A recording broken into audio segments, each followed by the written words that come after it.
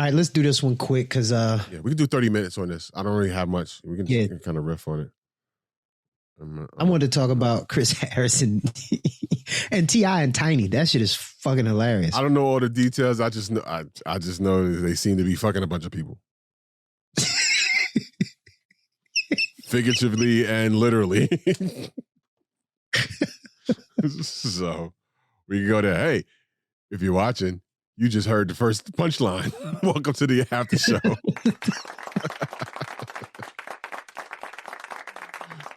Oh man, it's a lot happened. So if you guys are watching and following and watching each week, you'll notice that we missed a week. And it was last weekend. I wasn't feeling so hot. I thought I had COVID, had to go get tested and all that stuff. Mike had that shit. Yeah. Man, I was some kind of nervous.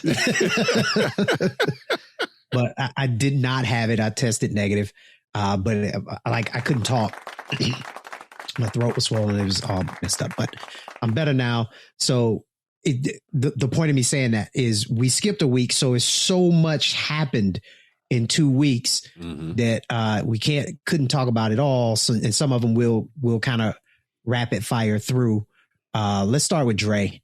Dr. Dre, he's dating Apryl Jones from Real Housewives of Hollywood. I don't watch it. No. Kind of cute. Love and Hip Hop. I think she's from Love and Hip Hop. Yeah, I think that's the same. Yeah, Love and Hip Hop Hollywood. Yes. Yeah. She and Moniece both have a little Twiz in common. What's his name from the boy band B2K. Lil Fizz. Little Fizz. That's just funny. Hey, apparently they like a Lil Fizz and they died apparently. So, but yeah, because I saw. So you, I'm sure you're a little more versed on the story, but I saw that Moniece had said some shit. She was the one that kind of publicized it. Yeah. So Dre had been seen out with Apryl, and Moniece was doing a podcast. And the host asked her about it. And she was like, oh, yeah, they've been dating, blah, blah, blah. And so now she came out and said that somebody has been threatening her. And that person is from Dre's camp. And she just popped off like, motherfucker, and don't send nobody. And so when I read her quote, I'm sorry. I don't know you and you don't know me. And I didn't say anything negative about you, sir. Don't you send another motherfucker to this phone of mine to make one more fucking threat. Damn. To the phone? I mean, threatening an individual is a very serious thing. Yeah, depending on what you say and how you say it, it could be criminal. Yeah, terroristic threat or some shit like that, whatever it's called when you threaten to kill somebody. So I don't know if they said that, but the phone? Hang up on a motherfucker. Yeah, I mean, it could be annoying. I mean, especially now. I don't like what you're saying. Bye-bye. And I mean, there's this amazing tool that phones have now called Block. There's a button, and like if you get a phone call over and over and over again, if you hit this button, that phone call stops. You don't even know about it. Well, it doesn't stop. You just don't know about it, and they get pushed into the abyss of unknown calls. So, yeah. Yeah. So she's hot about that. But I mean, not for nothing though. Moniece is out of her mind though. I don't know who she is. I think she's the one that has the kid with Lil Fizz. Fizz has custody of the child. And, oh boy. And she was like unstable. Like I from when I did watch episodes of Hip Hop Hollywood, first of all, okay, the hip hop, the Hollywood cast or the addition of hip hop, that's the only franchise where the dudes are highlighted in the opening. Like all the other ones, it was just about the women initially. Hip Hop Hollywood is like they got all the dudes in there too. So I picked up on that. That's a little interesting thing. But yeah, she got crazy eyes. Like you can look in her eyes and see something ain't right. Like let me just back up away from this chick a little bit. All the lights on, but ain't nobody home. No, somebody home, and that person that's home is fucking crazy. Like it's one of those things.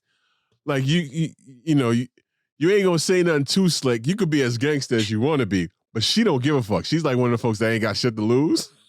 At least that's how it seems. Yeah. Mm-hmm. Mm-hmm. She's a very pretty woman. Oh, gorgeous. And certified. I see what you're saying. Out of her damn mind, son. Like there was shit that happened on the show in front of millions of witnesses. Like, wait a minute. You know this is gonna be a court case after this airs, right? What are you doing? And there's a child involved. Your kid is gonna wake, when they get older and get conscious of all that and see the footage of, wait, mommy was what? She said what? She did what? What the? Okay. Yeah. So. Yeah. So she got hot. She popping off. Everybody's saying, why would Dre date Apryl anyway? Because she's polygamous, which I don't get it, but okay. No, that's exactly why. Wait, what do you mean? That's exactly why. I'm just coming out of a marriage. I'm not trying to be with just one chick. She's polygamous. All right, cool. Bring your friends. Tell a friend to bring a friend. Now, what all of this has done is it's exposed some stuff.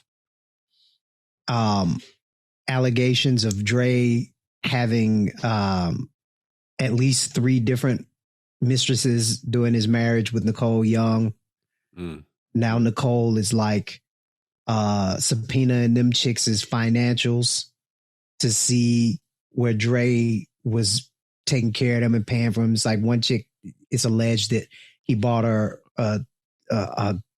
spent $2 million, 2.15, I think was the number, but I don't remember if it was a house or if he gave her the cash or whatever. But yeah, she all up in Nicole, all up in it now. Listen, and if this hasn't proved anything, if it's proved anything, I should say, it is definitely shown that that old saying, "There's nothing like a woman scorned." But it was, how does the saying go? Hell have no fury like a woman scorned. And she is scorned like a motherfucker. She is not happy. She is not happy with the dude. She's not happy with him leaving. She's not happy that he had side bitches. She is just not happy. Like, how dare you? And then kick me out? I tolerated this shit, and then you kicked me out? Oh, hell no. Yeah. And this ain't ending no time soon. And then she really don't, she, like, if there's a prenup on file that she says he told her to throw away, you could throw it away. All you did was throw away your copy. That's true. Basically. All you did was throw away your copy. It's still filed with the courts or whatever. It's still on file. You ain't tell the lawyers to throw it away. So she don't seem, yeah. Yeah. It makes me think of like, so I go back in my mind to watching Straight Outta Compton, and what was the manager's name? Was it Rope? I don't want to get his name wrong. That Jerry Heller, right? Jerry Heller. Yes. Yeah, Jerry Heller. On something the character Jerry Heller in the movie said about Dre's wife. And I can't remember the quote, but it was something like, I want to if I remember correctly, he kind of painted it as opportunistic or something along those lines. He said it in the script, and this script was approved by the NWA. And then years down the line, we're watching some shit play out. It took 20-something years for it to happen, possibly, but maybe Jerry Heller saw something that the rest of them didn't see. And Jerry Heller was the bad guy in the NWA dealings. Anyway. Yeah. God bless them all. He's going to be dealing with this for a while. Yeah, but moving on. At least he ain't got to worry about child support. He cleared that hurdle. Yeah, but he's only got to worry about the $2 million a month in alimony she wants. That paltry sum. Yeah. But I mean, dude, how much? What, 400 billion? He's a billionaire, right? He's the first. Yeah, well, the deal was 800 million when it was all said and done, just for that deal. What he took in was 800 million. It was $1 billion deal. What he took in was 800 million. And that's just for that. He still has music. That's just for that. That's not all of the earnings and stuff before that. But after taxes and blah, blah, blah, blah, blah, blah, blah, you know, he has reached the billion mark. He'll get 50% of all that. Let's just say that. But in any case, I think in the end, in my experience, when it comes to court, nobody gets what they want, really. No. That's a compromise. Yeah. That's what a compromise. Everybody walks away a little bit happy and a little bit pissed off. That's how compromises work. Yeah. So I get the feeling she's going to walk away a lot pissed off, though. I don't know. She's not going to, I mean, if there's a prenup, there's a prenup. They get contested all the time, though. It's not an ironclad protection. No. I wish that it were, but it is not. Yeah, we shall see. Again, I missed the theme music for this drama, but as what we call it, the young and the loveless. Loveless, yeah. Yeah. Look, we might need to find some theme music for one Mr. T.I. and his lovely wife Tiny. Oh, I got some.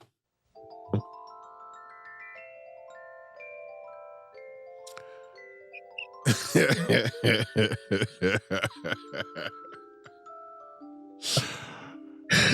awful. Look, I didn't know about any of this until this morning.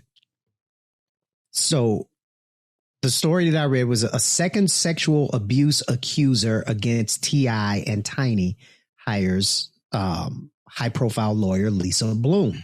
And I was like, second sexual abuse? What was the first?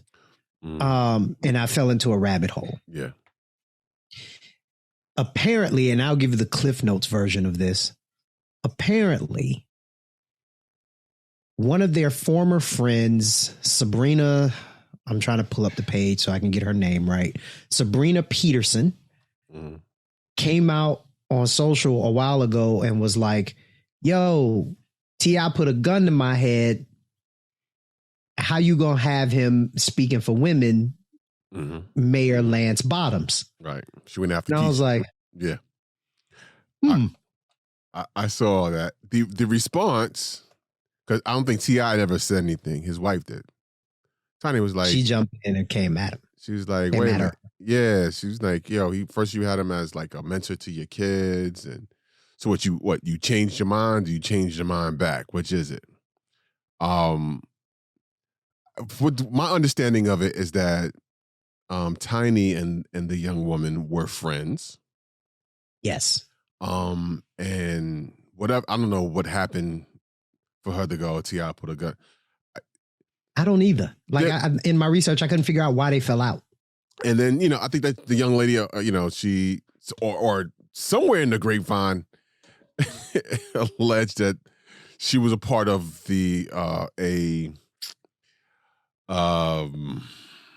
some sexual exploitations that, some explorations that she was a part of along with T.I. and Tiny. So my question is, was that part of the bedroom ritual? When I was playing cops and robbers and you pulled the gun out in the bedroom? If that was the case, that don't count. You was a part of it. What are we doing here? And then, then you hear some other women talk about it. And there's other allegations that they've been known to have a circle of women coming through and do different things, allegedly. The way it was put, it sounded like they went to the Bill Cosby school of dating, right? Like they just drugging chicks, chicks waking up without their clothes on, with parts of the entourage, group people in the entourage. They passing them around. One chick alleged that she said legitimately she was a call girl and a stripper. She was paid to come in and be with the two of them. And T.I. was taking too much of an interest in her. So Tiny hit her. It was like, yo, you been disrespectful. And so the chick say she went to hit Tiny back. Say T.I. punched her in the face, choked her out. Like, it's all kind of just, and it's people are coming out of the woodwork. It was like, yeah, they tried to give me drugs. I was 16. Yeah, it's all now, because I went through and I read a lot of the posts. Allegedly. The thing is, it's all alleged. Right. We can't verify or validate where any of this is coming from. Right. It could be some person just making up all of this stuff and just throwing it out. We have no idea how real or not real this is. Right. But it is hitting the fan for them. the proverbial shite is hitting the fan. Shite. I like that. So much so, and it's all spurred by the Sabrina Peterson person. She, after Tiny came back at her with the post, she went and posted some videos, and now all of these people are allegedly reaching out to her with these stories. And I think she's doing a documentary about their messy life. Now, did she ever cop to being a part of their love triangle or whatever the case, or, not where I read. Okay. So that doesn't mean it did or it didn't happen. I just haven't read it. I haven't seen it. Now, here's what I think. I think if, as a married couple, they want to bring somebody into their bedroom, that's their business. Mm-hmm.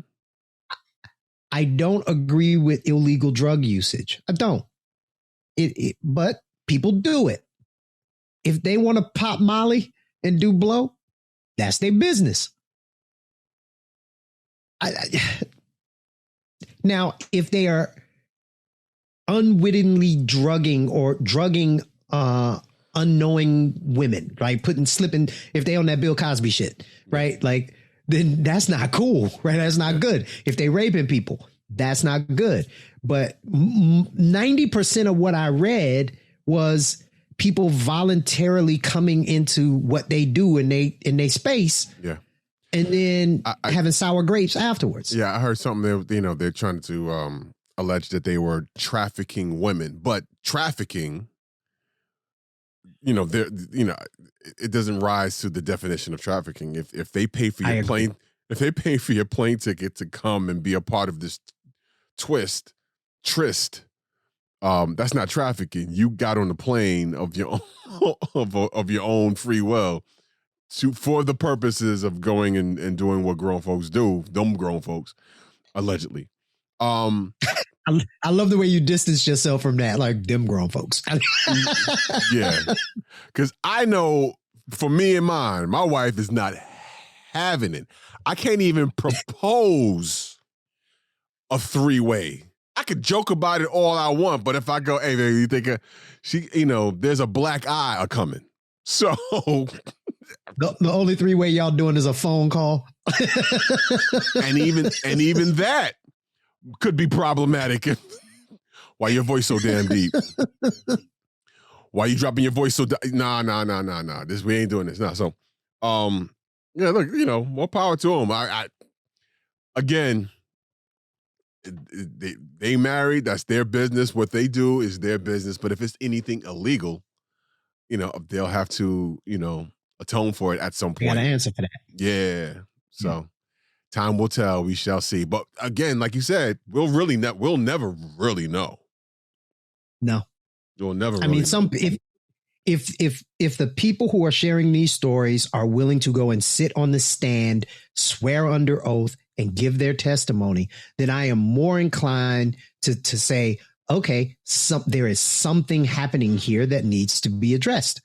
but a text or a Twitter post, I can't bring that to the level of factual, credible evidence because anybody can say anything and it's just out there. It is what it is. And depending on how kinky, allegedly kinky, Tiny and T.I. are, there actually may be tapes. Tapes with drug residue on them.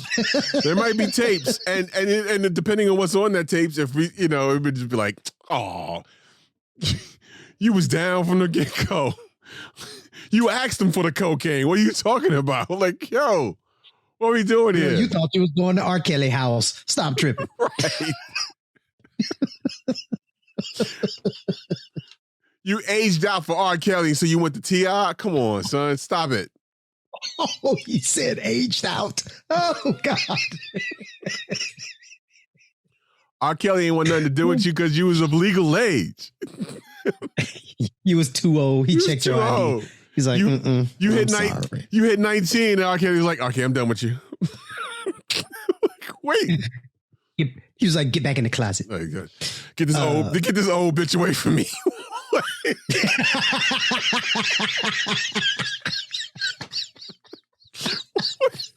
Kel, she's 19. That's what I said. Get this old bitch away from me. That was funny. Let's shift gears a little bit because this next story, it was very interesting to me. Have you heard about the lawsuit against her? Yes. Yeah. Yeah, I did. What is this dude's name? One Mr. Andre Sims is suing her and Daryl Camper and Justin Love, alleging that they stole his song to make her hit Focus. And when I read this story, I was like, oh, here go another motherfucker saying somebody took their song. Nah, brother. Until I heard the song. Dude, not even that. Okay, so here's the funny thing about that. You can listen to the song and go, okay, there's definitely some similarities. There's inspiration. It seems like it, but you know what? They can say, no, I was playing a scale or whatever the case. It's similar, but it's not, It's the same. His is way more complex because he's a goddamn brilliant pianist. Yeah. But it's the same. They just dumbed it down. Here's what makes it an open shut case. The producer, oh boy, said he admitted it in an interview.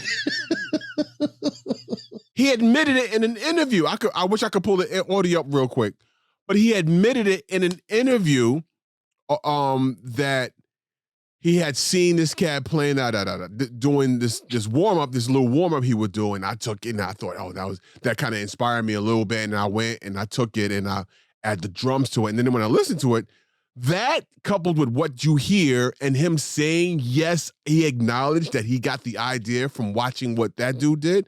Open shut case. They lost this one easy. They're gonna have to open that checkbook up extra big. Like there's no even way for him to contest it.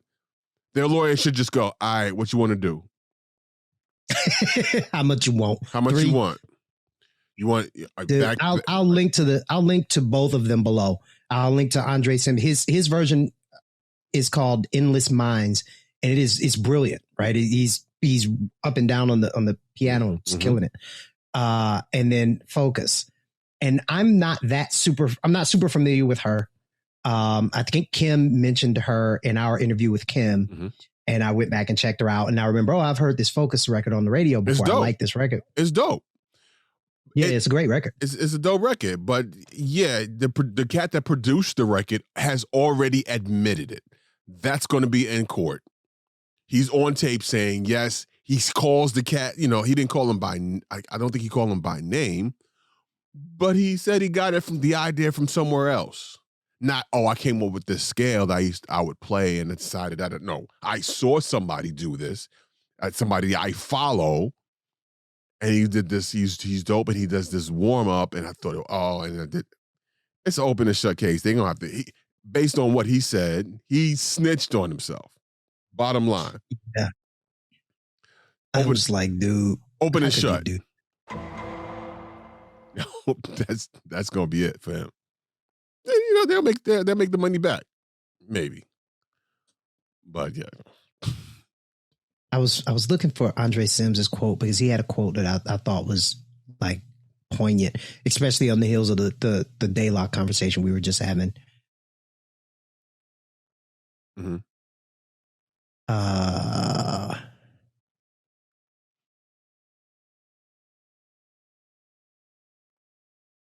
I can't find it, but he was saying how as Black people, this has happened to us, but they steal our music for so long that it was heartbreaking to him that Black people would do it to Black people.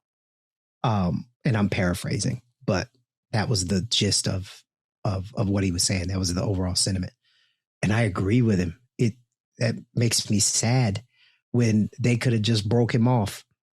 They could have just listed him as producer, gave him a couple points, and that would have been that. He wasn't thinking about it.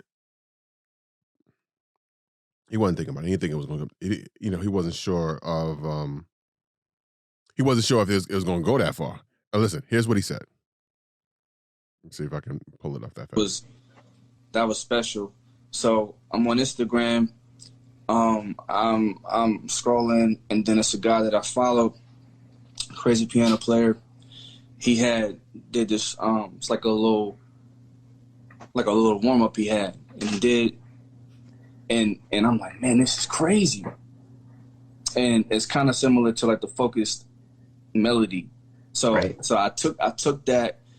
And inspired me to play it like that. Change it a little bit, put a beat, slow it down. Boom. Like, when's the last time? He's not winning this case. Yeah, they might as well just go ahead and write that check. I told you, hey, the lawyers go, all right, you know you done fucked up, right? You know you done fucked up, right? You said you was there at 11. Yeah, I was there. But now you said you was there at 12. Hey, you know you done fucked up, right? That was Bill Duke. What movie was that? I just watched it. Not Boys in the Hood. Was it Boys in the Hood? Menace to Society. Menace to Society. You know you done fucked up, right? You know you done fucked up, right? That's all that lawyer got to say. I wanted to talk about Chris Harrison. I changed my mind. Nah. I mean, we could look here are the cliff notes. Chris Harrison, host of The Bachelor and The Bachelorette series, did an interview with one of the former bachelorettes in regards to a current contestant on The Bachelor. The current bachelor is a Black man. The contestant in question is a white chick. She was photographed, the contestant in question, what is her name? Rachel Kirkconnell. Okay. She was photographed at an antebellum party. And that's pretty damn racist. Like, it was a thing. It's a fraternity here, one of the colleges in Georgia. When I say here, one of the colleges, they do this type of thing every year. Rebel flags and, you know, the Confederate flags, and they dress up in all of the stuff. And it's glorifying a time period where Black people were slaves in this country. She was photographed at the party, and obviously people were straight trying to cancel her. And then they kind of dug up in her past. She's done some other questionably racist things. I looked at a few things and I'm like, that's not racist. But all that to say, she was on blast. Mm-hmm. In the interview, Chris Harrison, he came off as if he was defending her. I don't think he was defending her. I think he was asking for people to not rush to judgment, but he did a horrible job of communicating that. Like, horrible.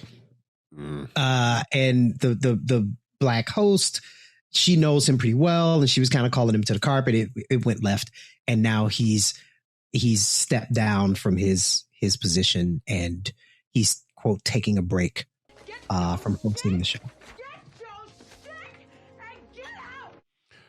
Yeah, I mean, there's not really much to say. Like, they were celebrating the good old days, you know, when niggas were in their place.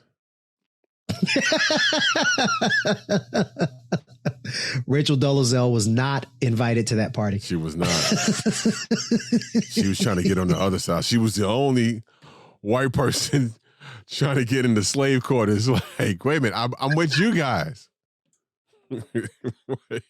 Yeah, I think the most interesting part about the story is he's being canceled, and the girl who committed the atrocity has not been canceled. Crazy, right? The dude who was trying to stick up for her and say, "Hey, y'all be patient and don't rush the judgment," he's getting canceled. The chick who did it is not getting canceled. That's just amazing. And then she's vying for the love of a black man. This is just fantastic. I mean, couldn't write this in the middle of Black History Month. You'll be surprised. That goes back some years. I have some audio. I just want to play real quick before we get out of here. You familiar with the phrase "Oh hell nah"? Yes. I did a little digging and found the origins of the phrase "hell nah." Take a listen. And now, another Black History moment. We all know the famous phrase, "hell nah," made famous by Whitney Houston, and the now infamous song, "Hell no, to the no, no, no, yeah, to the no." But did you know that phrase's origins goes all the way back to the Underground Railroad? Oh my Lord, Jebediah! Shit, sorry. It goes all the way back to the Underground Railroad. Oh my Lord, Jebediah! Why the hell would you bring Missy here? John, Missy don't like Massa either. She wants to be free with us, and we all knows all lives matter. So what do you say to that, Harriet? Can Missy come go be free with us? Wait, hold up. Jebediah? You mean to tell me that you actually showed up to the Underground Railroad with a white girl? Oh, hell no. Hell to the no, no, no. Come on. Hell no. To the no, no, no. Yeah, to the no. You dead ass wrong. Our history is deep. Deeper than the Atlantis.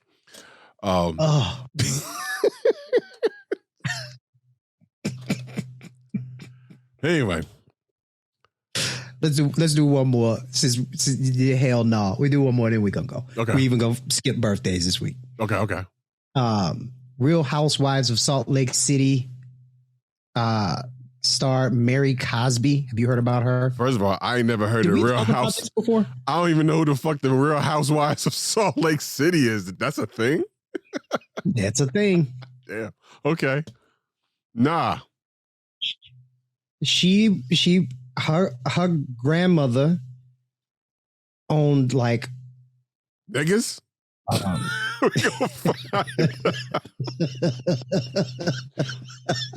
Well, actually, yes. She owned a bunch of churches. Okay.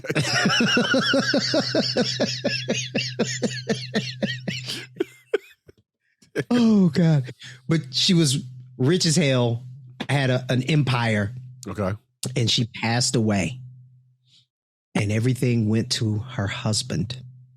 And she really wanted for her daughter, not her daughter, her granddaughter, to inherit the empire and run the empire. Yeah. How does this get done? Mary married her step grandfather. Yeah. Mm-hmm. And she, I think we talked about this before. Yeah. But the reason it's coming up now is because Mary has come out and made some posts just to clarify that she hasn't had intimate contact with him in a while. In a while, not never. Just in a while. It's been a minute. I mean, we had to consummate. You know, it's not a legal marriage if you don't screw them. So, hell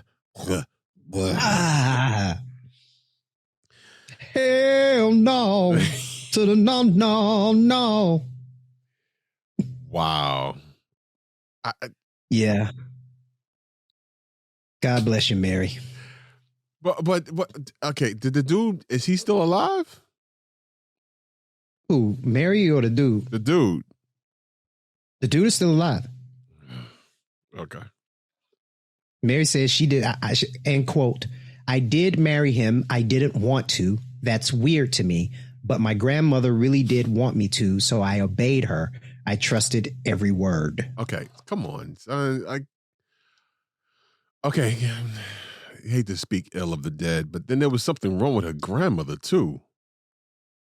You think? You know, like, yeah. Oh, baby, I want you to marry. I don't even know what dude's that. You got to marry Pop. You got to marry Pop. We got to keep this in the family. It's what's best. Got to marry Pop. Like, but Granny one, that's your husband. Okay, we not related, but ill. What you talking about, girl? Pop be slanging. Pop slinging. Plus, he got all this money. It'll be the best thing for you. You're a young girl. He'll die. You can go ahead and remarry. And oh God. Way to end on a high note. Yeah. Thank you, ladies and gentlemen, for joining us in the after show. Yeah, that's let's just say he sips on his share of cold titty.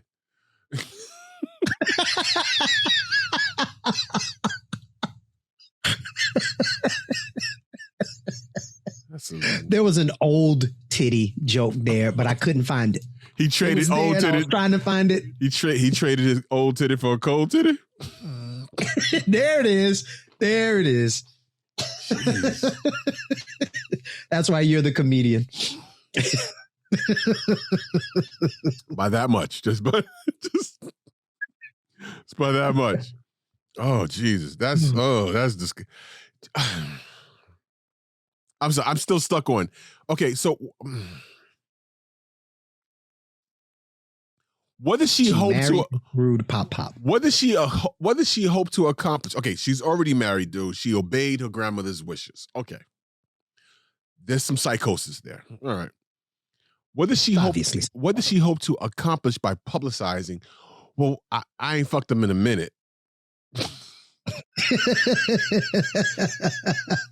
I don't know. I think she was trying to make it better. It's like soften the blow of the fact that she married her step grandfather. Yeah, it's not like we sleep together every night. It's been about 6 months since the last time, but we had to do it. Because I had to do it.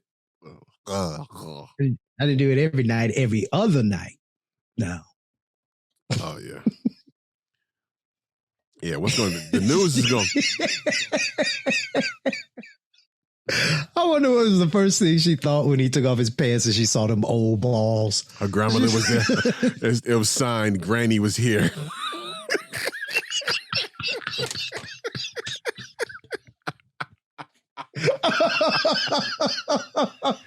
Hey, Grandma, I want you to see this. Your grandma wants you to see this right here. Look right here. That's her signature. Granny was here. Have fun, child. Remember what I taught you. What?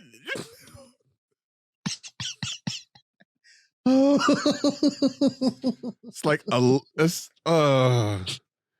like incest light. Fucking diet incest. all the trauma of incest, but none of the calories.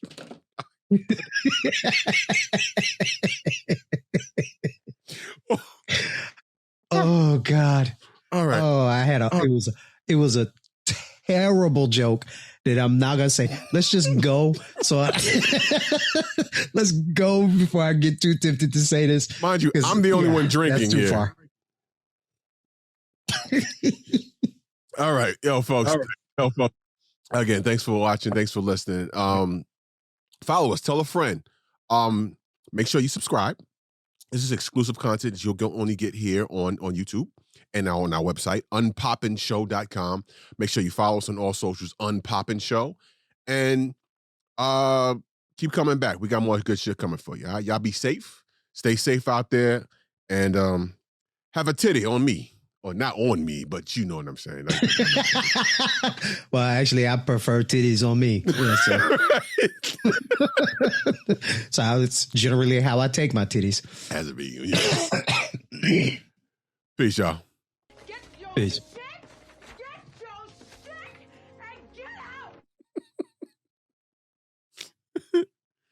Oh, shit. Oh, let me stop recording before I say this damn dirty ass joke that was in my brain.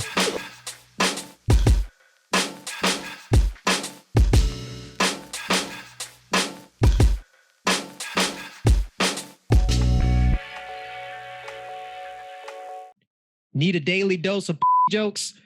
Like, subscribe, smash the notification button, and you'll get jokes in your inbox basically every week. Absolutely. Because we like cats. No, that's the wrong. God damn it.